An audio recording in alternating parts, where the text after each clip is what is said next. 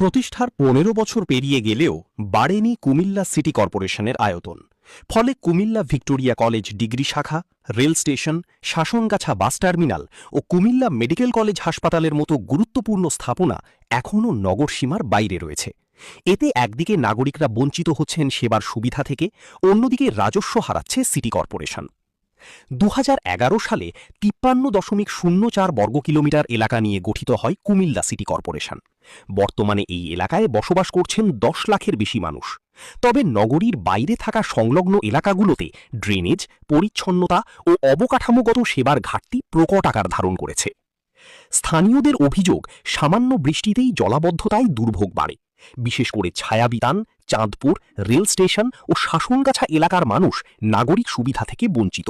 ছায়াবিতান এবং ভিক্টোরিয়া কলেজের অংশ ধর্মপুর সহ সিটি কর্পোরেশনের অন্তর্ভুক্ত হয়, তাহলে এতে নাগরিক সুবিধা বাড়বে, জলাবদ্ধতা এবং নিষ্কাশনের সুবিধা হবে বলে আমরা মনে করি। নগরবাসীর দাবি, গুরুত্বপূর্ণ স্থাপনাগুলোকে সিটি কর্পোরেশনের আওতায় এনে আয়তন বৃদ্ধি করা হোক। কুমিল্লা শহরতলি চাঁদপুর আছে, আমাদের কুমিল্লা মেডিকেল কলেজের ওইটা আছে, দুর্গাপুর দক্ষিণ এটা আছে, রেল স্টেশন সাথে আমাদের ভিক্টোরিয়া কলেজ, এগুলি সিটি কর্পোরেশন জনগণ অনেক সুবিধা পাবে। দূর থেকে অনেক সময় শোনা যায় কুমিল্লা অনেক প্রবীণ শহর এবং আধুনিক শহর, কিন্তু আধুনিক শহরের মধ্যে এই রেল স্টেশনের অংশটা না থাকার কারণে এই ময়লা আবর্জনার স্তূপ পরে থাকে, সিটির কোনো সেবা না থাকার কারণে এখানে এই দুর্যোগ মানুষ ভোগ করতেছে। রেল স্টেশনকে তথা এই এরিয়াটাকে আপনার সিটির আওতাভুক্ত করতে হবে। এদিকে কুমিল্লা সিটি কর্পোরেশনের প্রশাসক ইউসুফ মোল্লা টিপু জানিয়েছেন, সিটির আয়তন ২৩৫.০১ বর্গ কিলোমিটারে উন্নীত করার প্রস্তাব প্রস্তুত করা হয়েছে। এতে আদর্শ সদর, সদর দক্ষিণ, লালমাই ও বুড়িচং উপজেলার কয়েকটি ইউনিয়ন অন্তর্ভুক্ত করার পরিকল্পনা রয়েছে। প্রস্তাবটি শিগগিরই মন্ত্রণালয়ে পাঠানো হবে।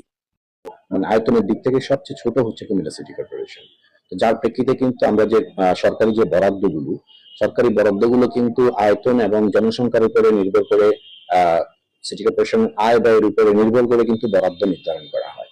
তো সেই ক্ষেত্রে কিন্তু আমরা বরাদ্দ সেই পরিমাণে পাচ্ছি না। তো যেহেতু আমরা বরাদ্দ থেকে বঞ্চিত হচ্ছি, এদিকে আমরা ট্যাক্স যে নিজস্ব যে রাজস্ব আয়, সে রাজস্ব আয় আমাদের সেরকম ভাবে আমরা পাচ্ছি না। যার প্রেক্ষিতে কিন্তু আমরা উন্নয়ন থেকে বঞ্চিত হচ্ছি। যখনই আমাদের সীমানা বর্ধিত করা হবে, আমাদের আয় বাড়বে, রাজস্ব বাড়বে, সেই ক্ষেত্রে আমাদের জনসংখ্যা বাড়বে, আমাদের বরাদ্দ বাড়বে, সরকারিভাবে সব ধরনের বরাদ্দ আমরা বেশি বেশি করে পাবো।